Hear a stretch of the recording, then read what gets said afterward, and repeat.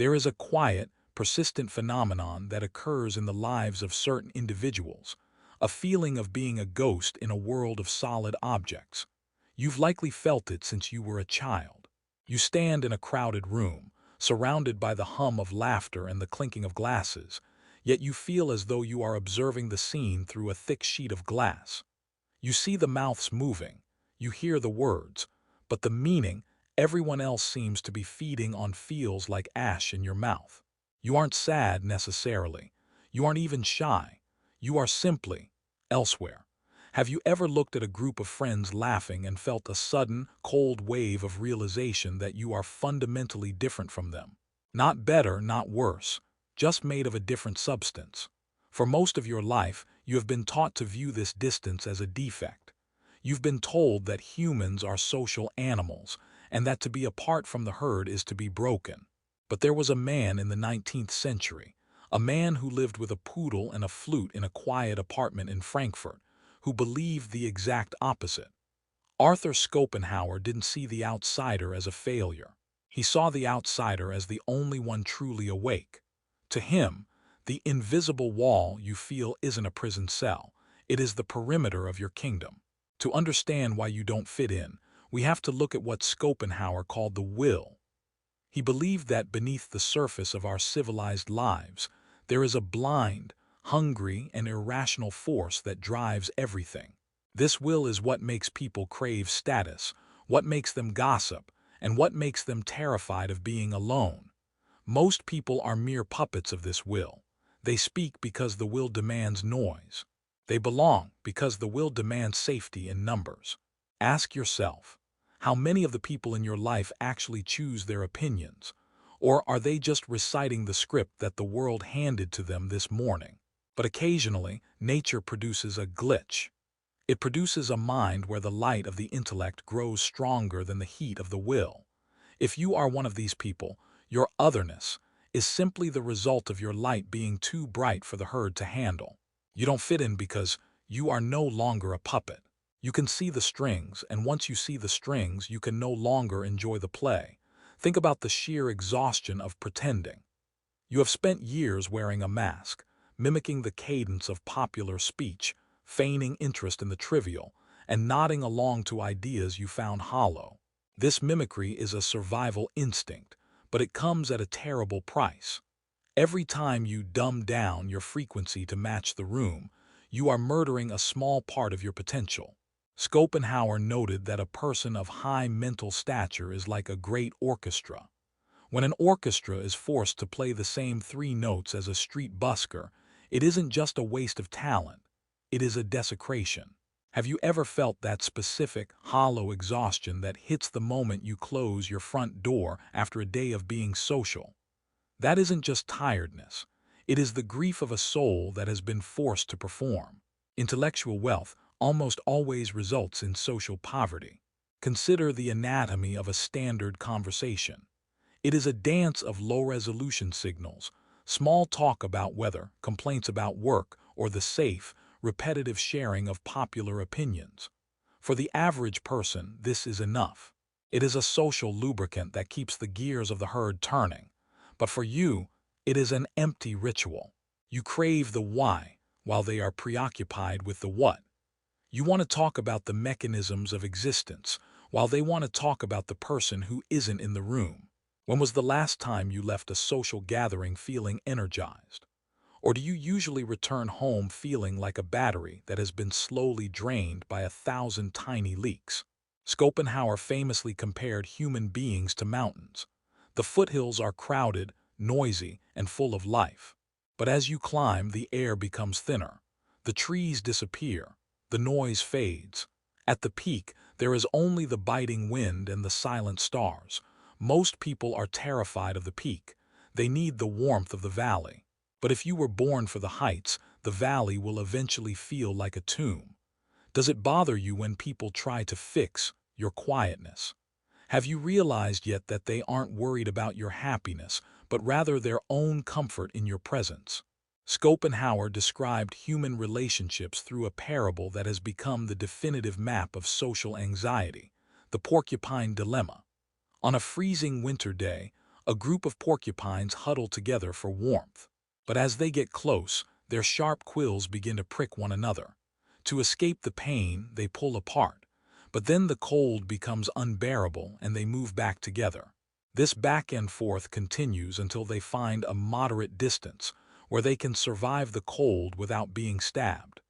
Think of the friends who disappeared the moment you stopped being useful or entertaining. Was it a loss, or was it finally the truth revealing itself? Most people are cold. They are empty and shivering inside. They seek you out to steal your warmth, your energy, and your empathy. But the closer they get, the more they prick you with their ego, their judgments, and their small-mindedness. You have chosen to stand further away. You have decided that a little bit of cold is better than being constantly pricked. You aren't cold-hearted.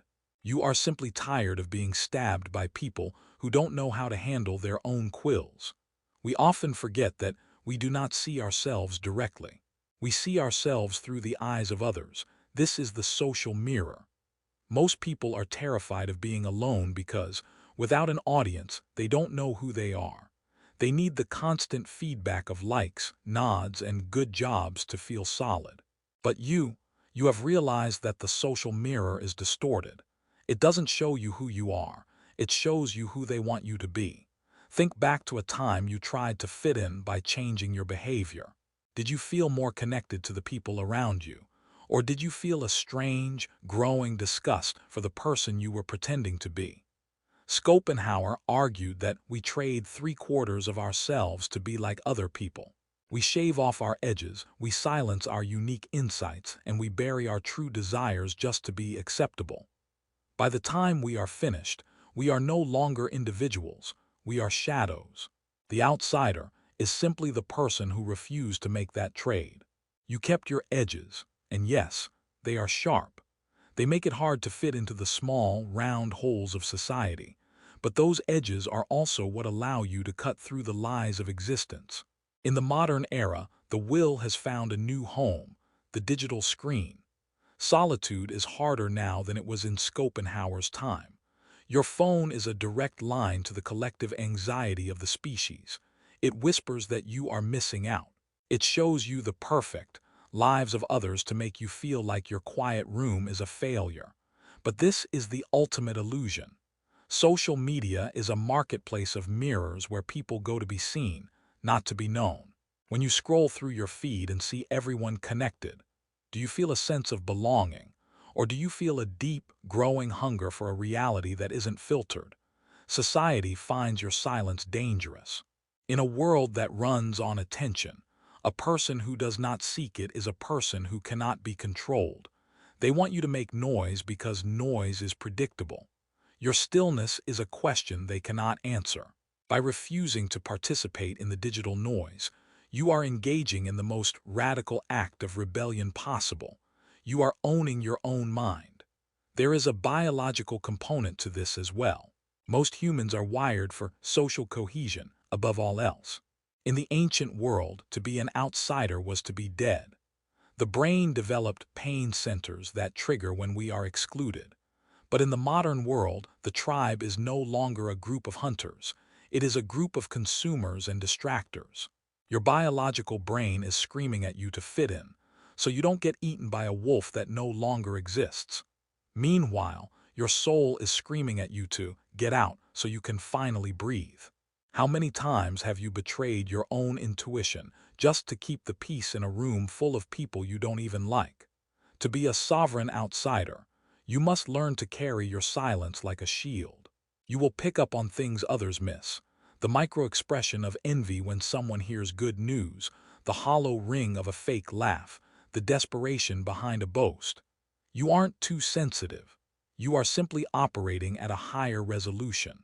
You see the stagehands moving the scenery while everyone else is focused on the actors.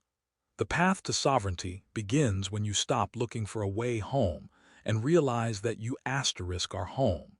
Schopenhauer's life was a testament to this. He spent 30 years in near-total isolation, ignored by the academic world, mocked by his peers. He didn't change his tone. He didn't market himself. He simply waited. He knew that the noise of the world is temporary, But the truth is eternal. When the world finally recognized his genius, he didn't run to embrace it. He stayed in his room. He had already found everything he needed in the quiet. Do you have the courage to stand alone until the world catches up to your standard? Or will you break and descend into the crowd just to feel the warmth of a lie? Most people are driven into the arms of the crowd by a single, terrifying force: boredom.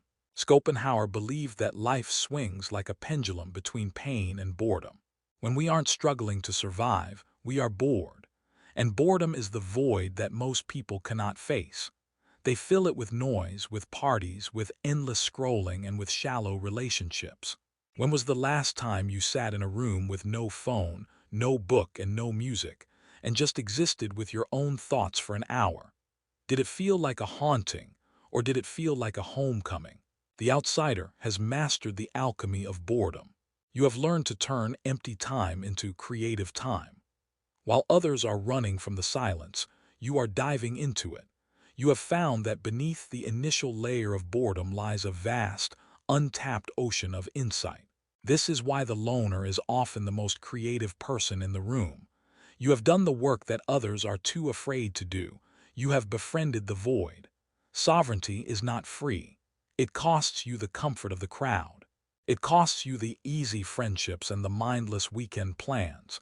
It costs you the feeling of being normal. But in exchange, you get your soul back. You get the ability to look into the mirror and recognize the person looking back at you. When you are a sovereign individual, your yes means something because you are willing to say no to the world. Is the price of fitting in, the slow death of your personality, really worth the hollow applause of people who will forget you by tomorrow? To walk this path is to join a hidden lineage that stretches back to the dawn of civilization. You are not the first person to feel like an alien in your own hometown, and you will not be the last. Throughout history, the most profound shifts in human understanding did not come from the centers of the crowd, but from the fringes, from the men and women who were willing to be forgotten by their contemporaries so they could be remembered by eternity. Consider the life of Marcus Aurelius, the philosopher king who ruled the greatest empire on earth while remaining, at his core, a man of absolute solitude. He sat at the head of massive banquets, surrounded by sycophants, generals, and spies, yet his true life was lived in the pages of his private journal, words never intended for our eyes. He wrote to himself, "Dwell on the beauty of life. Watch the stars and see yourself running with them." He understood that even a king is a slave if he depends on the applause of the arena. When you are in a crowded room, do you feel like a participant, or do you feel like Marcus, a silent observer of a play that has already been written? Then there is the haunting brilliance of Nikola Tesla, a man who could visualize entire machines in the darkness of his mind before a single screw was ever turned. Tesla did not fit in, because his mind was tuned to a frequency that wouldn't exist for another 100 years. He found the company of pigeons more honest than the company of high society investors. He once said, "Be alone, that is the secret of invention. Be alone, that is when ideas are born." He understood that the collective mind is a dampener. It smooths out the sharp edges of genius until everything is a dull, safe gray. If Tesla had spent his evenings at cocktail parties trying to be likable, we might still be living in the dark. How much of your own potential are you suppressing right now just to avoid making the people around you feel uncomfortable with your depth? We must also look at the quiet rebellion of Emily Dickinson, who spent the later years of her life in near total seclusion in her family home. To the townspeople, she was a mystery, perhaps even a failure.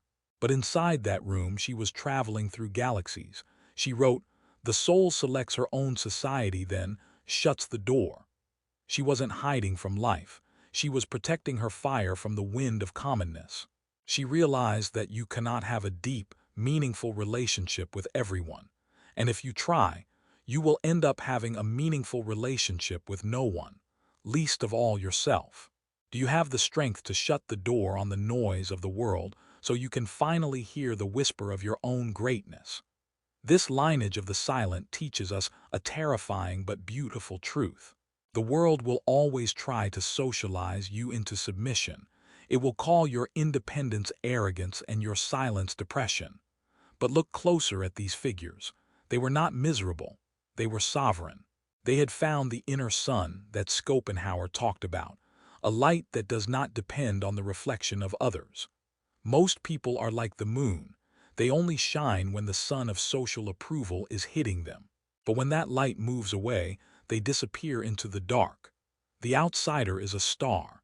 You generate your own light from within. This is why you can stand the darkness of the peak while others crumble. If everyone stopped looking at you tomorrow, if the likes, the comments, and the nods disappeared forever, would you still have a reason to get out of bed? Or is your entire identity built on the eyes of others? This brings us to the concept of ecstatic solitude. This is the stage beyond the invisible wall where you no longer feel the sting of being left out. Instead, you feel a sense of overwhelming gratitude. You watch the people in the valley struggling with their petty dramas, their endless comparisons, and their fear of being canceled or unliked. And you realize you have been given a golden ticket. You have been excused from the game. You are free to read the books they find boring, to think the thoughts they find dangerous, and to live a life that makes absolutely no sense to them, but perfect sense to you. When was the last time you did something purely for yourself, with no intention of telling a single soul about it? Have you forgotten how to exist without an audience? This is the ultimate test of the sovereign outsider. Can you be your own best friend? Can you sit with your own shadows, your own failures, and your own brilliance without needing to be validated by a stranger on a screen? Schopenhauer believed that the degree to which a man can endure being alone is the exact measure of his worth. Not because people are bad, but because the self is so vast that most people are terrified to explore it. They would rather explore 1,000 shopping malls than spend 1 hour exploring the caverns of their own soul. You, however, have been forced into those caverns by your very nature. Don't run back to the surface just because it's lonely down there. Keep digging. There is a treasure at the bottom of that silence that the herd will never even know exists. Are you ready to stop looking for a tribe and start becoming a territory? You are not a fragment of a society. You are a complete universe. The wall you feel isn't there to keep you in. It's there to show you where you begin and where the world ends. Own that boundary. Protect it. Because in the end, the only person you will have to answer to is the one staring back at you in the mirror when the lights go out. Make sure that person is someone you actually respect. If these words felt like a homecoming, if they spoke to the part of you that has always felt out of place, then you have found your sanctuary here. We do not seek to build a herd, for a herd is just another cage. We seek to build a lighthouse for the individuals who are lost in the storm of the common. Subscribe if you are ready to stop apologizing for your solitude and start weaponizing your silence. Joining this community isn't about fitting in. It's about standing together, separately, in our own truth. Turn on the notification bell if you want to ensure the noise of the world never drowns out the frequency of this channel. We are the ones who observe. We are the ones who think. We are the ones who choose the peak over the valley. Leave a comment below with the word sovereign if you have reached the end of this journey. It is a signal to the others that a master of the silence has passed through here. Tell us your story, not to seek validation, but to leave a mark for the next person who feels like a ghost. You aren't lonely, you are just rare, and being rare is the only way to be real. Walk back into the world now, but walk as a king or queen of your own mind. The silence is yours, the peak is yours, the sovereignty is yours. Thank you for staying in the quiet with us. Until next time.